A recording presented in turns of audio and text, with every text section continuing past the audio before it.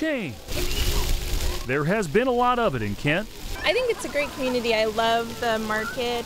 My husband and I come down here. Chelsea Tompkins is raising a family here. We feel pretty safe. Yeah, we live up on the East Hill, so nothing has really happened. But something is happening when it comes to public safety. We've fallen behind where we need to be in staffing.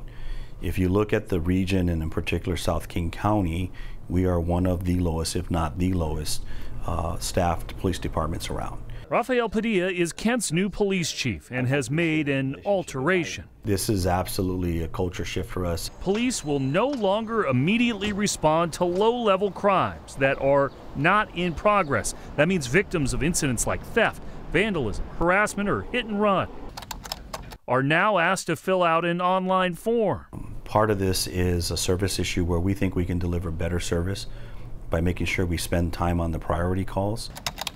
I'd like to go back to what we call the Nordstrom delivery model, and if I eventually get the resources, and we'll do that. To fill something out online is pretty impersonal. Tompkins is discouraged by the announcement. It's a little disappointing, honestly. Yet Padilla says the writing has been on the wall for years. As Kent has grown, issues like this have sprouted up in a widespread, ever-changing city. Kent has annexed land in the last several years, like the Panther Lake area, further expanding the reach of the city. And yes, Padilla says that factors into this. He says the recent defeat of a public safety levy earlier this year, which would have added several officers, did not play into this decision. And fewer officers means they just can't respond, right, Yes. Chris? So let me see if I get this straight. So if somebody calls 911 and says a crime is in progress right now, will police come?